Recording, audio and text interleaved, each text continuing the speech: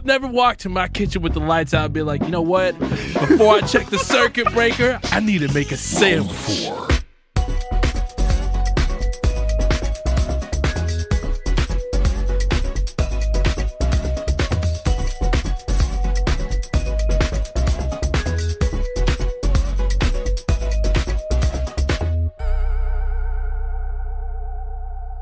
Welcome, fellow sleuths, to Meddling Adults, a game show where we grab our quarters and go head-to-head to test our wits against the prowess of fictional young detectives for charity. I'm your host, Mike Schubert. I'm notoriously bad at solving children's mysteries, which is why I am safely behind the judge's table, letting others duke it out instead. Our contestants this week are two of my friends that I did improv with for years in college and beyond that have technically the same name, but not technically the same name because they spell them differently. It's Adrian Pellerin and Adrian Frimpong. Adrian and Adrian, how is it going? Hello. Howdy, bro. Now, normally when I do this, especially I try to do something where people can say their name and then the listener at home will be like, oh, right, that's Adrian talking. But let's go with last names for now. Adrian Pellerin, do you want to introduce yourself so that the listener can know which Adrian you sound like? Absolutely. I'm Adrian Pellerin. For the purpose of the podcast, call me Pels. There we go. And then Frimmy, how about you? I was going to say, I'm Adrian Frimpong, but for the purpose of podcast, call me Frimmy. Beautiful. Great. Yeah. Podcast purposes are set. Now we are here in the studio together. The energy is vibing. The room is hot, both in energy and three people in a room in New York City in July.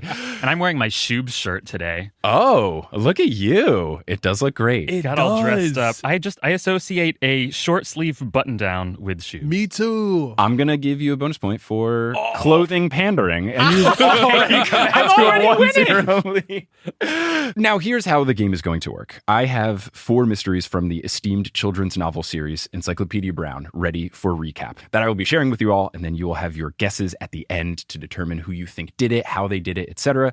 You will be awarded points if you are correct. There's bonus points, though, if you have particularly wacky guesses or anything like wearing a shirt intentionally for the recording.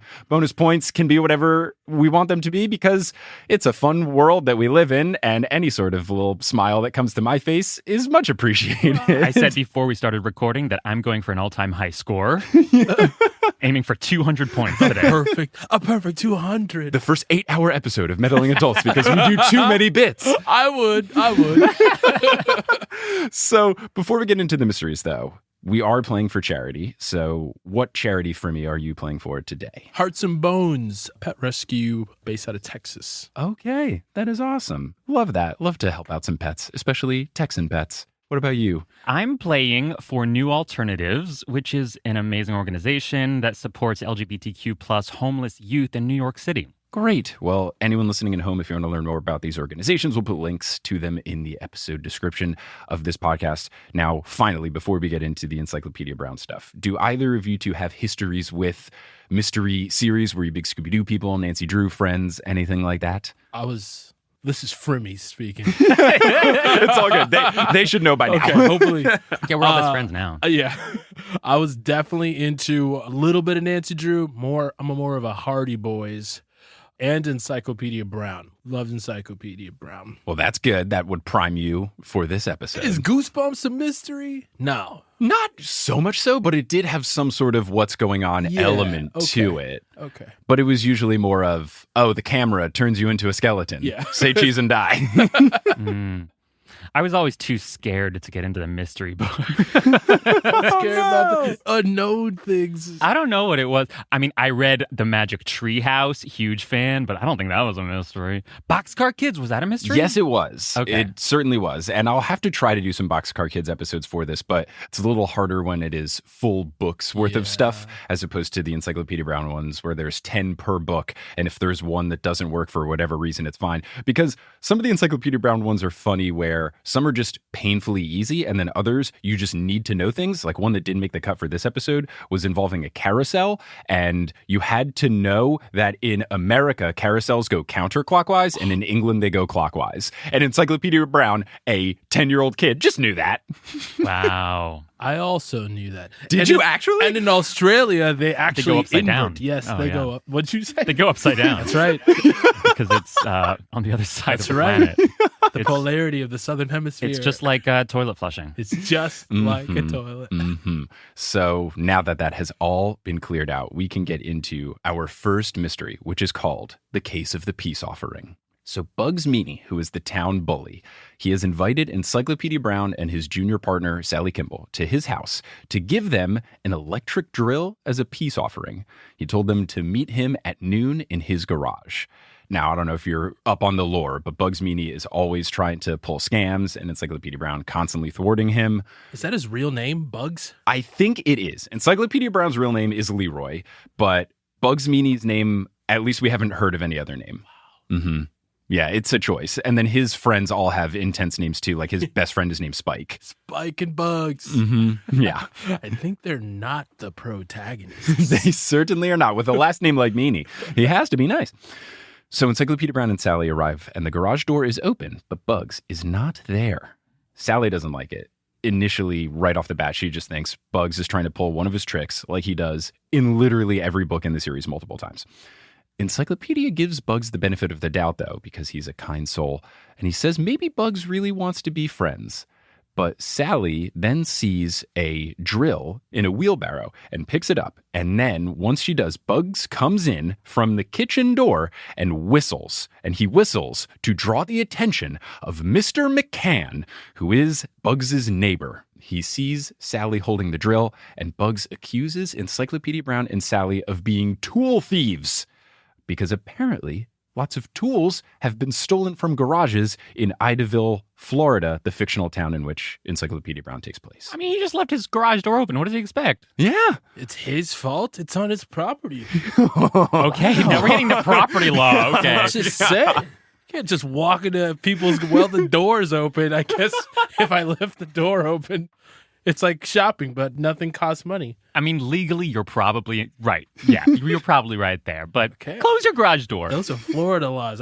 See, I'm from Texas, so I guess I got to visit Florida more. Was it the more southern hospitality of leave the front door open, we're not worried about it? Yeah. Just a trusting folk, those 100%. Texans. Yeah. Come on down. Yeah. So Bugs says that robbers always target houses with garages left open. I don't know if that's necessarily targeting or just like smart thievery. I don't have to break into this one. Yeah. Which house do we break into? The one with the garage open or the one with the security fence?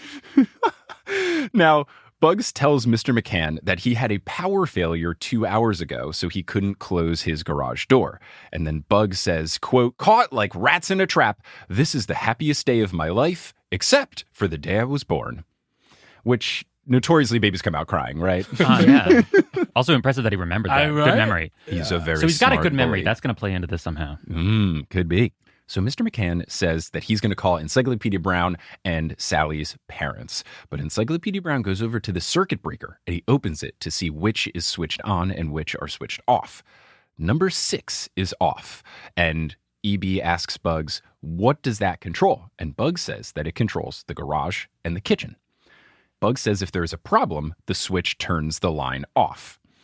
Encyclopedia Brown says, but you can manually turn the switches off too, so it doesn't necessarily mean that something had to have popped. Classic circuit breaker logic there. It is. And I was recently looking at a circuit breaker when I was in famous place for circuit breakers, Texas. Say it. Yeah. A lot of circuit breakers in Texas. Yeah. I was looking at because we were trying to restore power to our garage. Yeah, little known thing about Texas circuit breakers, they work upside down. You recall. when it's off, it's on. Yes. When it's on. As part of, yes. I thought it was just that the circuit breakers are twice as big. Yeah, because everything's bigger. Well, yeah, they are twice as big. Yeah, twice as big and upside down. And when things go wrong, they don't automatically switch off, but when things go right, they switch on. So Encyclopedia Brown says that it's strange that Bugs didn't just close the door manually when the power went out, but Bugs claims he didn't know how to make the electric garage turn into manual mode so that he could pull it down. So Encyclopedia Brown then goes in to check the kitchen because that's where Bugs said he was. And he also is checking because the power was out for the breaker that did the garage and the kitchen. EB flips a switch and the lights come on above the breakfast table. And on the table, he sees a soda can and, quote, according to the narrator, the thickest sandwich Encyclopedia Brown had ever seen. The sandwich has ham, salami, liverwurst, cheese, lettuce, tomato, and it's between two pieces of toasted white bread. It does sound very tasty. I'm taking notes and I'm drawing the sandwich. Oh, well, that'll be great for the podcast. What's that? Click. There's like a kid's book where it's a girl. Cam Jansen. Cam Jansen. That's another one I was into. All right. That's what I just did. I did mental. We did one Cam Jansen episode. It was very fun. Yeah, the photographic memory. It's a fun little bit. Yes, it is. I don't have it. I don't actually. No. I said it, but it's. Now, Bugs says that he had just finished making lunch when he heard Encyclopedia Brown and Sally in the garage. So he was making the sandwich. That's why there were no bites out of it. He had just finished the sandwich. He heard people rummaging around in the garage. He left the kitchen. That's his story. Sally says that Bugs has to be framing them and he's lying to Mr. McCann. But Bugs says that Tigers, which is the name of his neighborhood gang, he says Tigers don't lie. And then Sally challenges him to a fight and Sally kicks the crap out of him with the final punch. She says, sock-a-doodle-doo, and then sends him flying. The narrator says, quote, suddenly Bugs was not feeling like himself. He walked around like a squirrel trying to remember where he'd hidden the acorns. Wait, did Bugs just get his ass beat in his own house? Yes. Now, the books do clarify that Sally is the biggest, strongest, and prettiest girl in school. Okay. And she beats him up usually once a book. So not out of the ordinary, but yes, to happen in his house, very embarrassing. And that was sock-a-doodle-doo? Sock-a-doodle-doo. Great, got it. Right, he's right. Got it. Okay, I'm also click. Take that. Yeah. So Bugs then falls on his back after stumbling around a bit, and Bugs says, what buffalo was that? To the sky. That's just how out of sorts he is from this socking that he took. Sally says that they have to prove that Bugs is framing them, and Encyclopedia Brown says that Bugs already proved it. So I turn it over to the two of you. How did Encyclopedia Brown know that Bugs was lying? Okay. So Bugs, how old is Bugs? How old are these people? I believe Encyclopedia Brown is 10, and I think Bugs is a year or two older than him. I want to say Encyclopedia Brown is 10, Sally's 11, and Bugs is 12. Something in that regard. Pre-teens is who we're talking about. And Mr. McCann is a grown adult human being. He's just watching this whoop up on his boy. Maybe he stayed in the garage when they went into the kitchen. Okay. I don't know, but he heard from I should go in there. It's not my house. The adults in this town, not the brightest. Encyclopedia Brown, a fifth grader, I believe, is constantly figuring everything out, and the adults have no idea what's going on, ever. Mm-hmm. Much like my day-to-day when I get shown TikToks. I'm like, wow. Wow. Okay, so that's not procrastinating. Let's get down to the dirty here. I think I've got... You've got a theory? Go. I Yeah, can answer any questions that come about also. I have no questions. Great. Here's my theory. All right. I think Bugs having... When I took the mental image of the sandwich, that's when I thought, how odd, because they were to meet at noon. So they show up at noon, and the power went out in the whole house, or? The power went out in the garage and the kitchen, and he said it had been out for 2 hours. Right. So theoretically, from 10 a.m. to noon, no power in the kitchen. So maybe the sandwich materials would be, still relatively cold, but you would know as soon as you open your fridge, the power is out. And then to make a sandwich, you would probably flip that back on instead of just chilling and making a sandwich first. Mm-hmm. So that to me is how Bugs is not telling the truth. He making himself I've never walked to my kitchen with the lights out and be like, you know what? Before I check the circuit breaker, I need to make a sandwich. But what if you're hungry though? You know what? I didn't factor that. Yeah. Bugs this is 11:30 a.m. we're talking about. Yeah, okay. Maybe he had breakfast. He skipped breakfast and this is the first meal of the day. Yeah, he could have had a whole work day before this. Okay, well, that's not the Bugs I've profiled. Okay, great. Inject that in your theory. That's my theory. All right. What about you, Pels? So, okay, the one clarifying question I have is regarding the closing the garage door manually that you mentioned. Okay. Is this like a switch on the device? So, in my experience with having to close garage doors when the power goes out from my garages, and by my, I mean my parents, in New Jersey and then Texas, there's a cord that you can pull that takes the garage off of the automated track, because the thing that moves is just a thing on a track, not the actual door. It's like a pulley system type thing. So if you pull that, it delatches it, and then you can move it by hand and then lock it. So that does not require power to get it closed if he truly wanted it closed. And Bugs claimed that he just didn't know that. Yes, he said he didn't know how to make it close manually. I mean, quite possible for a 12-year-old. So, okay, the one smoking gun I have here is the circuit breaker number 6 is in the off position. Mm-hmm.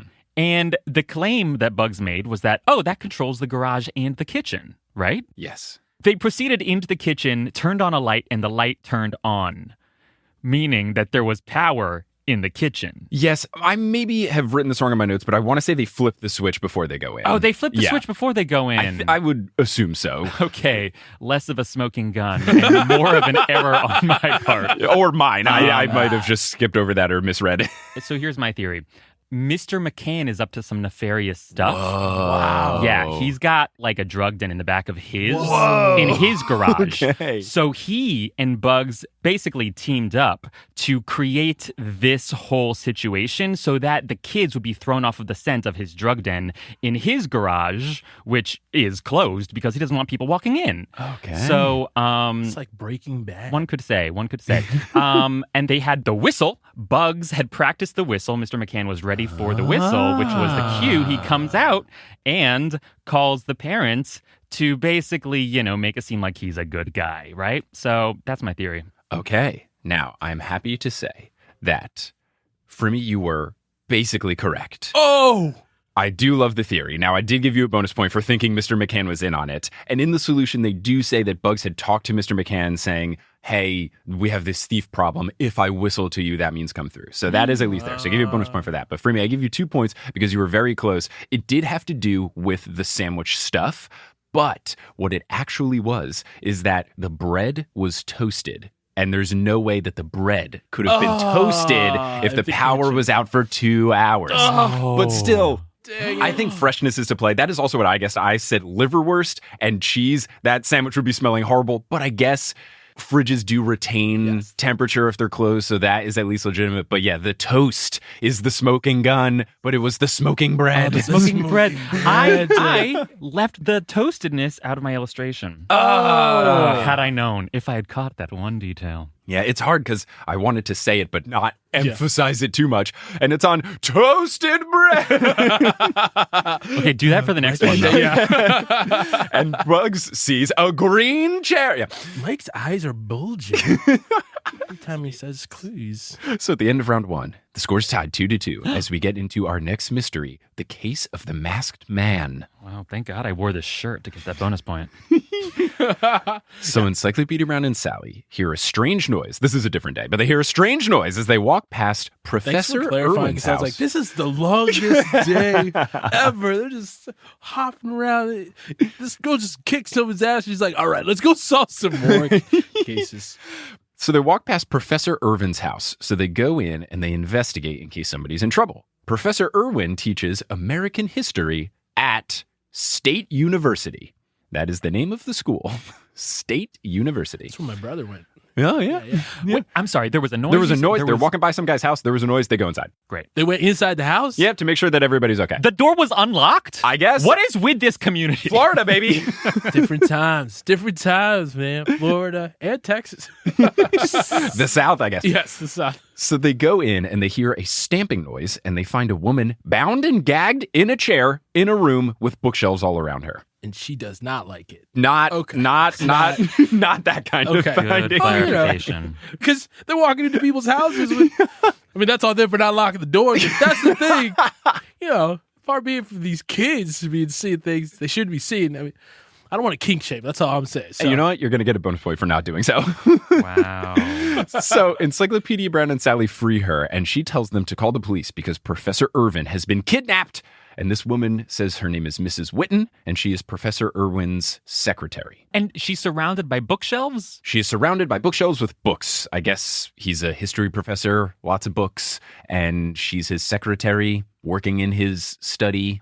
So it's not like the bookshelves were like pushed around, like she was encased in. Okay. I think this is all just to set the scene as we go on in this mystery that this guy knows a lot about history. So I think it's exciting. just really trying to push that narrative along. History was my worst subject in school, so this is going to be great. Same. And reading comprehension was my worst subject on the SATs, and now that's all I do for my job. Wow. So, so we can all grow and change. How inspiring. You came here for the mysteries, and you walk away with some gold in your heart, some gold nuggets from Mike. And then I went to Rice University, like we all did, and paid lots of money to get an engineering degree that I don't use anymore. Same, dude. Yay! Speak for yourselves. I use my psychology degree every day. The one of us who didn't study engineering is now the engineer. That is wild. Here we are. So Mrs. Whitten then explains what happened. A masked gunman came in 30 minutes ago and forced her to the den where Professor Irwin was at his desk. And as the man was tying her up, Professor Irwin was writing on a piece of paper and said he was making notes for a speech. The masked man grabbed the paper and threw it out, tied the professor's hands behind his back, and told Mrs. Whitten that he was holding Professor Irwin hostage and that the ransom is $500,000 and it must be delivered by tomorrow. Now, this book was written in 1997, so I went to my favorite website, the United States Bureau of Labor Statistics, to calculate the inflation, and that's $931,000 today. Wow. Big ransom. The book clarifies that Professor Irwin's family is rich, which I didn't think was a necessary clarification, seeing that the ransom was so high. But I guess that's why he would be targeted of anyone else in town. So Encyclopedia Brown takes this piece of paper out of the trash and reads it. And here's what the paper says. Washington, Jefferson, Lincoln, Jackson, and Grant. So that's Washington, Jefferson, Lincoln, Jackson, and Grant. Mrs. Whitten says that the kidnapper's voice did sound familiar, so maybe it's someone that Professor Irwin knew. Sally notes that these names are all presidents, but she doesn't understand how Professor Irwin was so calm while his secretary was being tied up. And Encyclopedia Brown says he thinks the names are a code for who the kidnapper is. So they're trying to figure out what could these names be? How do we put this all together? Sally says that all of these presidents were in office when there was a war going on, or they fought in a war, but Encyclopedia Brown says Jefferson did not, so that can't be it. Sally asks if Jefferson is the nickname of the masked kidnapper based on their voice, but Mrs. Whitten says it's not Jefferson. So this initial theory is out the window, which makes Encyclopedia Brown realize what the list of names is, and that there should be 6 names on it, but Professor Irwin must have run out of time. And Encyclopedia Brown says the last name should have been Franklin. So it should read Washington, Jefferson, Lincoln, Jackson, Grant, Franklin. Encyclopedia Brown says the kidnapper's name is one that Professor Irwin would have had time to write, but purposefully left out. So I turn to the two of you. What is the kidnapper's name? What's the question? Encyclopedia Brown knows that it's a code. He knows that the list of names is a list of presidents, and then there's one president's name missing from this list intentionally. And he knows that it wouldn't be the last name, or at least it wouldn't have come after Grant. So we're looking for the name of a president, and in this listing, which goes in order, Washington, Jefferson, Lincoln, Jackson, Grant, Franklin, it has to be before Grant. Oh, okay. Wait, so you're saying... I'm glad I have a notepad here. I'll share my notes with you because this is a real thinker. It's the thinkiest of them all of this episode. I'm here for it. You keep your notes. I don't need them. You don't want them? Okay, great. I don't want them. I'll just ask Mike to repeat the Yes, it's over fine. and over. So, okay. I'm getting major flashbacks to, history, the class that was not easiest in high school. I also went to an international school, so we didn't study U.S. history, so my knowledge of presidents is maybe not as sharp as it should be. Look who I don't know. I was going to say something to the effect of you international students think you're better, but I think it's safe to say y'all's education is better. So. You didn't miss much as far as U.S. history goes. But if I miss this question as a result, I'm going to be mad. It's okay. You can blame other people. Mm-hmm. Okay, so Washington, Jefferson, Lincoln, Jackson, Grant, Franklin would have been the last name. Yes. And you're saying that the kidnapper's name would have come before Grant? Yes. What does that even mean? These names are in order for a reason. And I guess the only other hint I'll say is that you don't need to know about the histories of these presidents. Okay. So presumably, a president was the kidnapper. Could be. Okay. At least a president's last name is the answer. Follow that thread, pals. Yeah. We're hot on the scent of all of the presidents' names that we very much remember. And it goes, just so I know, no notes. It goes Washington, Jefferson, Lincoln, Grant. Jackson before. Damn. Lincoln, Jackson, Grant. Franklin. Would have been Franklin. Yes. He's also not a president. Franklin is not a president. No. Oh. But he still fits in with this list. Oh. So I'm going to go back to the other facts that we also know. Okay. American history, State University. He's rich, $933,000, almost $1 million. Could have been a cool mill in present day dollars. So therefore, I mean, I think it's obvious, Mike. The answer, Roosevelt. Okay. Yes. Why? Yeah, wow. I'll never know. I like it. What about you for me? Okay.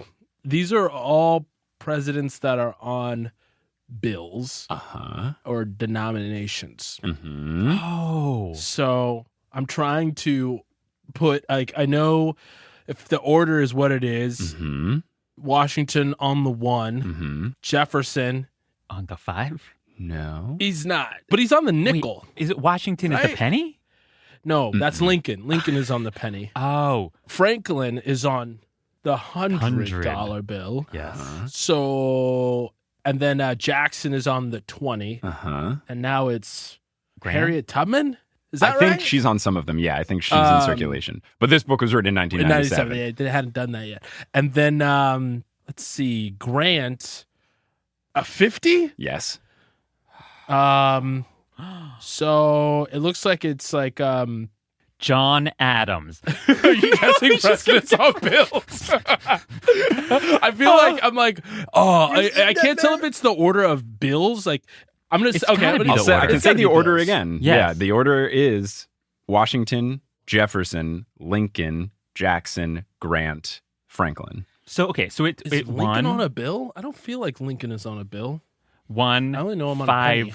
10, 20, 50, 100. Okay, so those are the bills that we got here. Are we doing a joint solution? I don't mind. We're looking for the $2 bill, I think. No, it's 97. The $2 bill was around. $2 bills exist, and we already have the 1, the 5, the 10, the 20, the 50, and the 100. What Well, else is there? Well, okay, wait. Where's There's Grant? not a in this $25 order? bill. No, there's not. Grant's on the 50. Grant's on the 50s. Grant's on the 50. Franklin's on the 100. Jackson is 20. Lincoln is 10? 5. Oh, so we're missing the 10. Lincoln is a 5. Lincoln is 5. Jefferson. It's Hamilton. Alexander Hamilton. His name is Alexander Hamilton. And his face is on the $10 bill. So his name better be the kidnapper's name. And it is! Hamilton is the name. So I'm giving Frimmy full 3 points. Adrian, I'm going to give you a point for assisting Thanks for the with assist. that, which brings the score 6-3. But yes, that was beautiful to witness live. Oh, my gosh. Figuring it all out. Love that. I'm sorry, Roosevelt. We were close. I think you really, truly need to apologize to Abraham Lincoln because it did take you no. quite a while I was like, to not he's to not on remember. a He's on bill. the $5 He's bill. not on a bill. I haven't seen a $5 bill in a decade. I have literally 3 of them you in my don't. pocket. No, you don't. I No do. one has 5s anymore. I do. I have literally No. I'm convinced. 1, 2, 3 $5 Those bills. are fake $5 bills. Abraham Let the Lincoln. podcast audience know I'm seeing fakes. I'm seeing 3 real ones. They stopped. People don't want to tell you they stopped printing $5 bills in 1980, making this story very confusing. Oh, man. What a ride. Well, Wow. Okay, Mike, you're throwing some real curveballs at us today. Look, was it's all tough. Encyclopedia Brown and Donald J. Sobel, the author of the series. It's not me. But at the end of 2 rounds, it is 6-3 as we go into a break. And then we will continue after the break. Ads that raise money for charity. Yay! My 200 points is not looking good.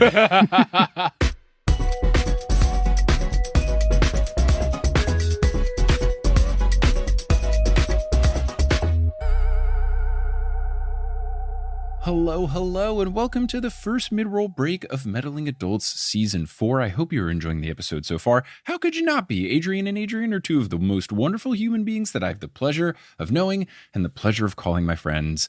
We did a whole bunch of improv together in college, lots of goofy times, lots of silly shenanigans, and I'm glad I could bring those goofs and shenanigans to your ears through Meddling Adults. Here in the mid-roll break, we'll talk about stuff related to the show. I'll shout out some other things that I have going on, and then we will hear some ads. Those ads help raise money for charity, and then we'll get back to the rest of the episode. Now, if you want to help in our fundraising efforts, the best way that you can do so is by joining our Patreon. If you go to patreon.com/meddlingadults, there's a couple of different tiers with some rewards. I also put up some bonus content there from time to time, but most importantly, all of the money from that Patreon contributes towards the Meddling Adults Fund. And we raise funds through the Patreon, through one-time donations at paypal.me/meddlingadults, through merchandise sales and live shows and the advertisements that will play in these episodes. And all of that money covers the expenses of making the season, and then all of the proceeds go to charity. Obviously, always trying to raise as much as we can. There will be some different fundraising efforts when we are in between seasons 4A and 4B and after season 4B concludes. But for the time being, the best way that you can help the show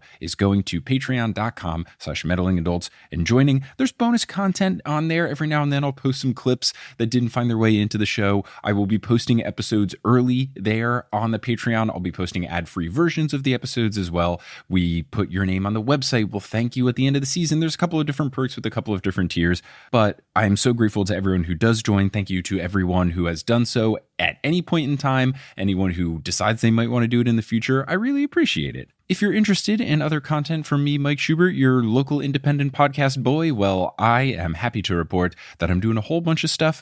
We've got The Newest Olympian, my Percy Jackson podcast. We've got Horse, a comedic basketball podcast. We've got Modern Muckraker, a comedic investigative journalism podcast. We've got Potterless episodes you can still listen to, my Harry Potter podcast. I stream Dungeons & Dragons every other Wednesday afternoon with 20 to midnight. I'm doing live shows in California and Europe in the near future. There's a lot of fun stuff happening. If you want to stay tuned with all of the things that I've got going on, you can go to my website, which is shubs, SCHUB.ES, or you can find me on social media. I'm at Shub17, SCHUBES17 on Twitter and on Instagram. That is all for now. Thank you so much for listening. Please subscribe to Meddling Adults if you haven't already so you don't miss any of our upcoming episodes. Follow us on social media. We're at Meddling Adults on most of the stuff. And now, before we get back to the rest of the episode, you will hear some advertisements. Some of the ads will be read by me. Others of them won't. The ones that aren't read by me are inserted locally. So if you live internationally, you might hear them in another language. They might be specifically about whatever city you're in. And if you ever get a weird ad, please send an email to meddlingadults@gmail.com. I'm trying to be very, very careful about what ads get played since this is a show for charity. The ads help us raise money for charity, but I still want the companies that are behind those ads to be good ones. So if anything is weird, please send an email to meddlingadults@gmail.com. Here are the ads. Once they're complete, we'll get back to this episode of Meddling Adults.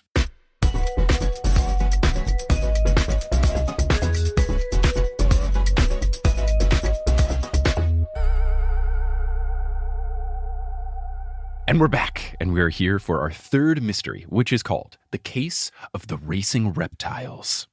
So Encyclopedia Brown and Sally Kimball go to Barry Duncan's house to see his two racing lizards, Erasmus and Erastus. I think they're some sort of old school mythological characters that I don't recall. Let me just Google them. What is Erasmus? Erasmus does sound biblical. Erasmus is a Dutch philosopher. Oh, that's what it is. I always confuse my biblical characters for Dutch philosophers. Erastus is from Corinth, so I guess that's the one that I was thinking of. Okay, yeah, I get those confused all the time. Me too. So these are racing lizards. Racing lizards, right. Erasmus and Erastus. Barry has been training them for Idaville, Florida's great snake, turtle, and lizard race that happens every year. There's all these fun annual events that happen in Florida, and this is one of them. So Barry is standing in his driveway with Spike Larson, one of the tigers from Bugs Meany's gang of meanies, and they are all up in each other's faces. Sally goes over to break them up, and Encyclopedia Brown follows. Spike says to Sally, quote, "Stay out of this, you gumballs. Go somewhere and adopt a pig." Oh, okay. Which I guess... Is that an insult? Maybe in 1997?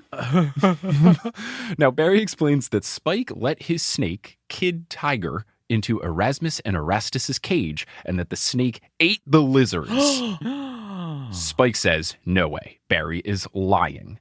Sally asks, both boys to explain their sides of the story. So Barry goes first. Barry says that in the morning, he took Erasmus and Erastus outside in their cage and left them in the sun so that they could warm up because lizards are cold-blooded. The lizards needed to be warmed up before their training workout, which is Barry just yelling at them and blowing on them to run.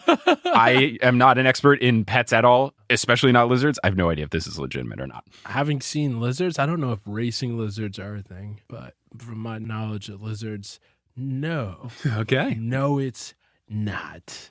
I don't think you yelling at lizards would provoke a response. Maybe that's what the blowing is for. But anyway, that's his side of the story. There is an empty cage in the driveway, and it has shiny metal bars and a small door with a closed lock. Barry found them at the pond 2 weeks ago, and they were the hardest to catch. So that's how he knew they would be the fastest lizards and that they would be good racers. So 2 weeks ago, he just got these lizards, and now they are no longer his because he says the snake has eaten them. So Encyclopedia Brown asks Barry if he ever saw Kid Tiger the snake in the cage, and Barry says that he saw it happen 30 minutes ago. Kid Tiger had already eaten Erasmus and was about to finish eating Erastus, but then the snake got away before Barry could catch him. So he says that it was in the cage, he tried to grab it, it slithered out of the cage, and he couldn't get it. Sally says that the lizards could have escaped through the cage door, and maybe they're still alive, and maybe a different snake was seen, but Barry says that it was definitely Kid Tiger, and the cage is always locked. So the snake, he says, slithered in, ate a lizard, slithered out before it could try to eat the second one because Barry saw it happening, but then it got away. So only one lizard was eaten? That's what he's saying, yes. So what is he saying happened to the other one? Oh, he says he had eaten Erasmus and was about to finish eating Erastus, so I'm guessing still in his snakeness and is squirming away. Totally. So according to Barry, the snake maybe hadn't fully digested the other lizard, but he had eaten both, and you know how a snake's kind of got him in there, so he did have both inside and then slither out, according to Barry.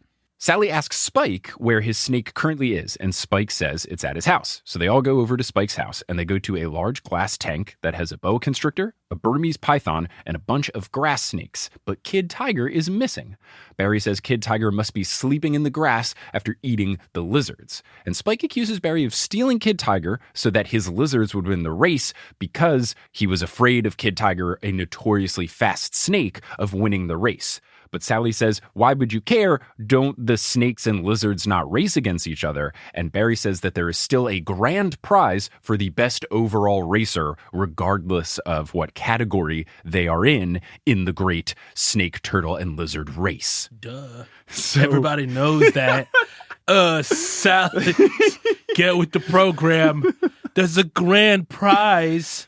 Not just for the lizards, for the whole thing. Overall racer every year, a big ribbon. I want to see the turtle. I want to see the turtle that can take that home. Yeah. A turtle winning. Never in all the years of the turtle. I mean, this is starting to sound like a Pixar classic. In all the years of Idaville, Florida, a turtle never won the overall grand prize of best racer until one day. I would watch that. I would watch that man. too. I would watch that, the sequel, the let's break trilogy. that With story John out. Leguizamo as Queen Latifah star. And Zendaya. she is in everything. yeah. 100%. So Encyclopedia Brown knows that one of the boys is lying. So I turn it over to the two of you. Who is lying? / how does Encyclopedia Brown know that one of them is full of crap? Oh. So just to get the obvious out of the way. Sure. I'm sure that, yes, maybe the cage is always locked, which is impossible because it has to get unlocked for the lizards to get in and out. But I assume he means it's mostly locked. Right. For the purposes of this, there's no funny business with the cage. For all intents and purposes, it was locked, it was closed. And according to Barry, the snake slithered in, ate the lizards, slithered out. Yeah. Went away. Through the grate. The snake could get through. Yes. Ow! There's the problem. Huh? If this is a cage that can contain the lizards, and the snake eats the lizards, and the snake gets fat with 2 big old bulbous bumps, then how could the snake get out of the cage after eating the lizards? Ooh. So that is an impossibility. Barry is at fault. I rest my case. All right. Do you have a different guess, or was that what you were thinking? It was not what I was thinking. Okay, I appreciate But I the did not honesty. have a guess, so I will formulate one now. I think, what was the guy's name with the snake? Spike is the one who owns Kid Tiger, the snake, and a bunch of other snakes, because of course he's a snake guy. Yes, naturally. His name is Spike. He has to be legally. I think Spike is lying because his name is Spike That's and he has snakes, and that's not good. Yeah, that's the weird kid. And I think his snake being missing is odd. And I think that the snake Barry saw is the very same one that is Spike's snake. I would be so disappointed if you won this one. Well, I'm happy to report you have won. You are exactly correct. That's exactly it. Encyclopedia Brown says, if it ate 2 lizards, how could it slither out? And it was untrue. And what actually did happen is what Spike said. Surprisingly, one of the tigers not being a bad guy in this story, I was floored. My guess was that Barry was lying because I just don't know a lot about lizards. He said that he had to take the lizards out because they're cold-blooded. And my guess was, are lizards actually cold-blooded? They are. So I thought it was something to note. That felt like the weirdest part of the story. So I was like, something's up with the cold-blooded thing here. Lizards are cold-blooded. I figured they were, but I was like, why would you say that in the story? Like, this is nothing. So even though I felt like they were cold-blooded, I thought that maybe this type of lizard. Anyway, you are 100% correct. That whole like blowing on the lizard. That was part of the story. Yeah. Blowing on the lizard. That's the thing with Encyclopedia Brown mysteries is that there's just enough weird things that happen that either solve the entire mystery or they just really let you know that the kid's cast was purple. And you just keep thinking, like, why is his cast purple? Why did the narrator say that? What is that has to do with something? Like, maybe the villain was colorblind and thought it was blue. But no, I just had a purple cast. Like, anything could be the answer or flavor text. These books are perfect. You got kids like, what's in the purple cast? What's in the purple cast? It's just a broken limb. So that means the score is tied at 6-6 No as we get way. into the Whoa. final mystery. Stakes are high. I only have 194 more points to get in this last one. All bits. Here we go. So the final case that we will be doing today is called the case of the fake soup can. So Chester Jenkins is known to eat so fast that his knife and fork give off sparks. So I guess he's Joey Chestnut's prodigy. His name is Chester, so... So Encyclopedia Brown says that Chester is starting a new 7-day diet, and Sally says that she hopes he doesn't finish it all in a day, which... All right, Sally, maybe rein it in here. Encyclopedia Brown and Sally go to Chester's to see a soccer game together. They arrive and they see Chester and this other kid in town, Ed Burgess, squaring off.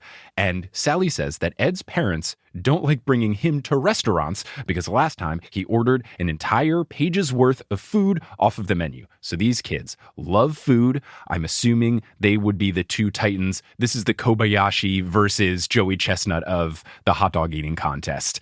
These are just powerhouses of food consumption here in Idaville, Florida.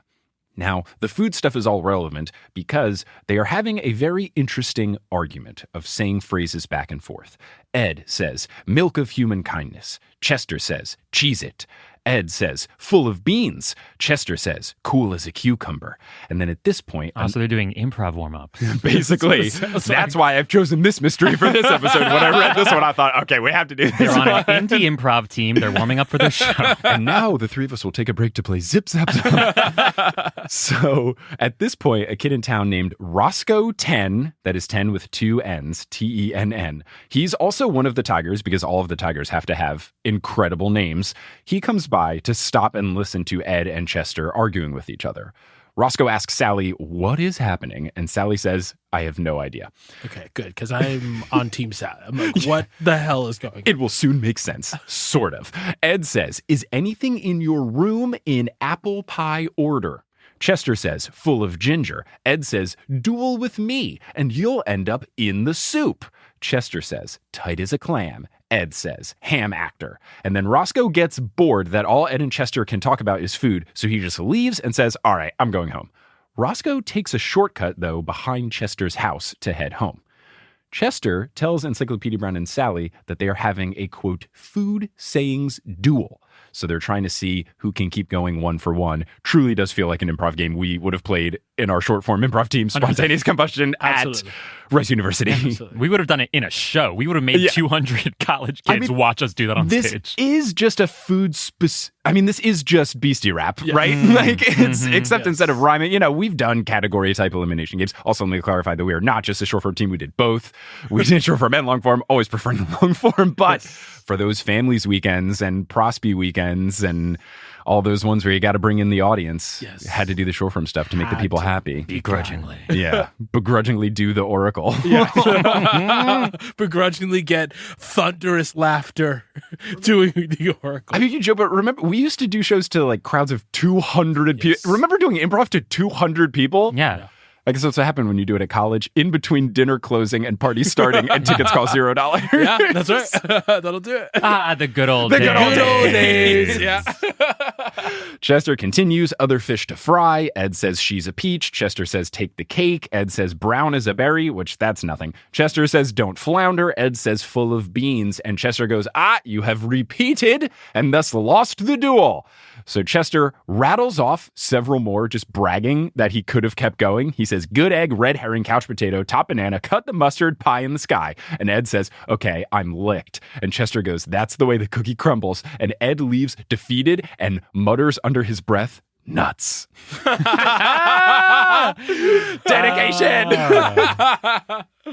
I do like that a lot of these books are just Donald J. Sobel, the author, and especially this is from the 21st Encyclopedia Brown book. He's just sitting in his study going, I'm going to write as many food puns as I can and find a way to shoehorn it into a mystery.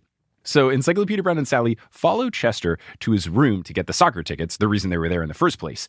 And Chester takes a can labeled New England Clam Chowder from his shelf.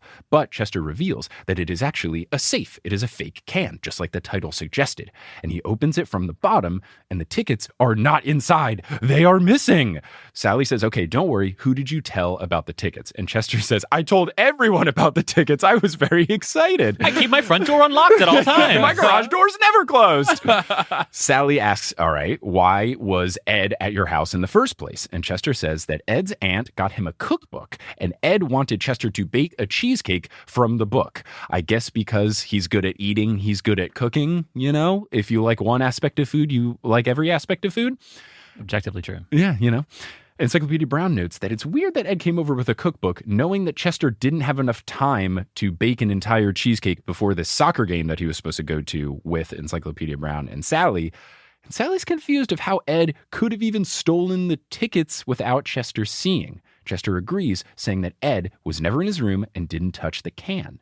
Encyclopedia Brown asks who suggested the duel, and we learn that Ed had suggested the duel, and Encyclopedia Brown realizes that Ed had a partner in crime, and that partner in crime was Roscoe, because when he went home and did so via the shortcut through his backyard, he actually snuck into the house and stole the tickets. And Sally's confused because Ed never talked directly to Roscoe when he stopped by, but Encyclopedia Brown says he did indirectly. So how did Encyclopedia Brown know that this was going on, / how did Roscoe know where to get the tickets from? It's a code. Mm-hmm. And I'm happy to repeat the things that after Roscoe arrived, what he heard. So right after Roscoe arrives, he's able to hear, and it starts with Ed, and Chester is the one who has the ticket stolen from him. Ed says, is anything in your room in apple pie order? Chester says, full of ginger. Ed says, duel with me and you'll end up in the soup. Chester says, tight as a clam. Ed says, ham actor, and at that point, Roscoe leaves. So that's just the section of what he heard. You writing that down? I'll say it again just for reference. Mm-hmm. Where it begins of what Roscoe hears is Ed saying, is anything in your room in apple pie order? Chester saying full of ginger. Ed saying duel with me and you'll end up in the soup. Chester saying tight as a clam. Ed saying ham actor. Then Roscoe leaves. Is anything in your room in apple pie order? Yes. Or out of apple pie order? He says in apple pie order. How is that a saying that was acceptable in this game? I could not tell you. Chester should have just called him out right then. Chester should have called him out right then. Like, what are you That's a talking weird about? saying, dude. Who's ever said is anything in your room in apple pie? Have y'all heard that? He should have heard it. Encyclopedia. Have y'all heard this saying? Am I the only one who's never heard of this saying? And everyone's like, no, I mean, we dig it. No, yeah. I say that all the time. Everything in my room is an apple pie order.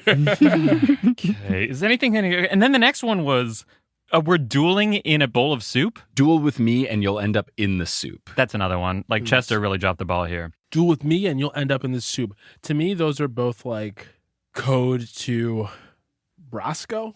Yes, Roscoe. Yes. Roscoe 10. First thing is like, is anything in your room?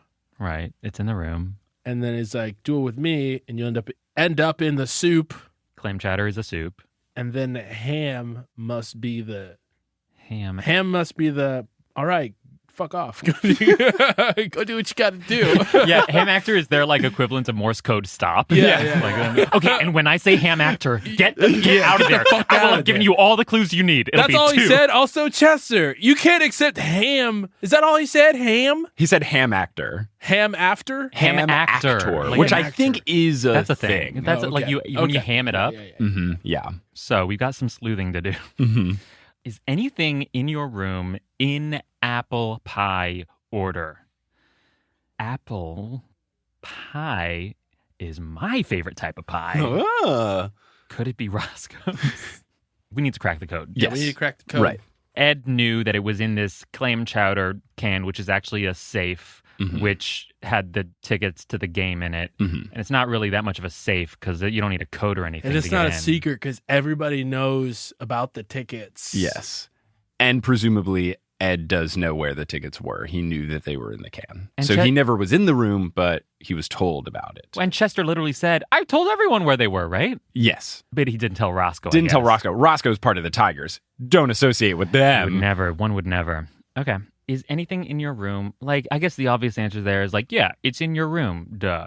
Duel with me and you'll end up in the soup.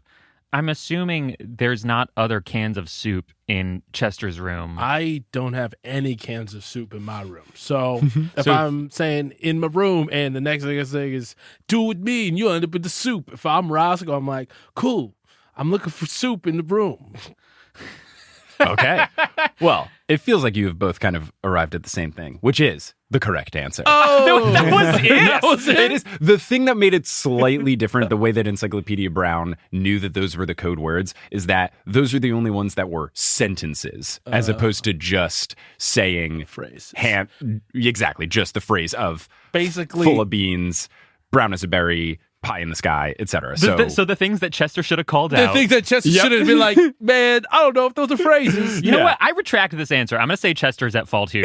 Right? Yeah, I'm going to say Chester's at fault here. Chester, you It was- deserved it, man. Here's what I'm going to do. I'm going to give you guys both the full 3 points. Yay! The game is still tied. And Oh my because it is tied, we're going into our lightning round tiebreaker. Oh, so it is snap. just, you have to buzz in just by, saying buzz. Okay. And it is a riddle. Whoever answers the riddle first will be the winner of this episode of Meddling Adults. Is there only one riddle? Yes, it's just whoever gets it right. It's just the one. Oh, Okay. snap. It's like the Family Feud thing where you have to and say whatever. Okay. I love that show. Okay, so here's the riddle. You can buzz in once I finish the riddle.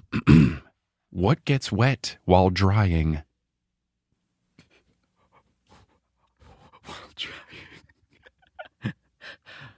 The atmosphere in the room is very tense right now. We can also do a second riddle and edit this out. What? No, okay. no. Okay, what What gets wet while drying? Gets wet. What gets wet while drying? Buzz. Yes. Everything that I take to my laundromat because their dryers are garbage. I like it, but incorrect. Buzz, Uh-huh. my pussy. This could be the first time I remove points. That makes sense. Let's do another riddle. The answer was a towel. Oh, I was gonna say that. It gets wet while I was you literally are like, drying. it can't be a towel. It was a because Once towel. it's wet, then it starts to dry. But yeah, it is a different use oh of drying. my Okay. God. Next lightning round question to determine the winner. What can you hold in your right hand, but never in your left hand? Buzz. Yes. A fucking a right-handed glove. Okay. Incorrect. Damn.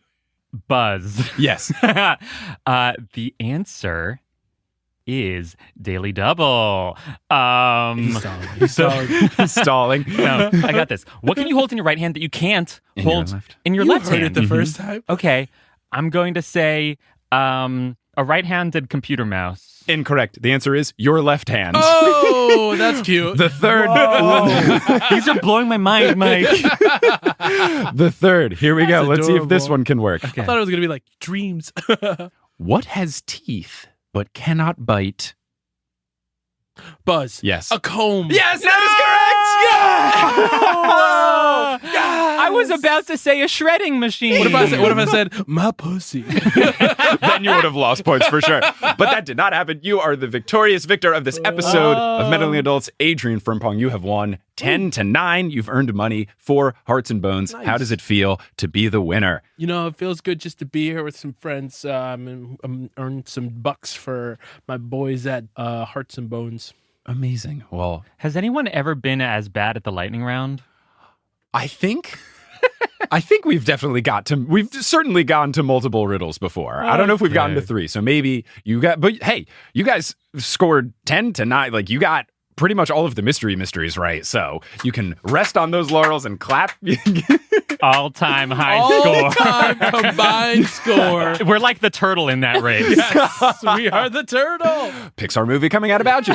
Now, Adrian Pellerin, you still fought quite valiantly. It was a very close one, but for me, you just edged it out. But thank you both so much for being on. This was a blast. If people want to find you doing stuff on the internet, live in New York, doing shows and stuff, videos and sketch things that you guys have done, anything you want to plug, let the people know. Yeah, I mean, my Instagram, Adrian Pellerin, it's Adrian with an E is how I spell it, has got all my stuff. I make videos and I do improvised musicals. So come check things out. And my IG Instagram is frimmy.com. That's FRIMMYDOTCOM. I also do improvised musicals. We're going to Scotland literally in a week. Yeah, it's pretty wild. Yeah. That's awesome. It is. I'm looking forward to it. Yeah. It'll be a good time. And I also host a show at Pete's Candy Store in Brooklyn, the 100% show, where half of it is stand-ups doing their prepared 5, and then we're going to give them suggestions based on what audience writes in, and then they'll do 5 made up on the spot. That is really cool. It's a lot of fun. What part of Brooklyn? I should come through. Williamsburg. Oh, that's not bad for me to get. I'm going to come through. Come through. Yeah, I will. Yeah, cool. Well, thank you both so much. This was an absolute blast. Always love doing silly, goofy bits with the two of you. Likewise. And for everyone listening, thank you for listening. And I'm just so glad that we got to have a fun in-person session with 2 wonderful meddling adults. Yay! Thanks, Mike. This was so much fun. This is a blast. Round 4.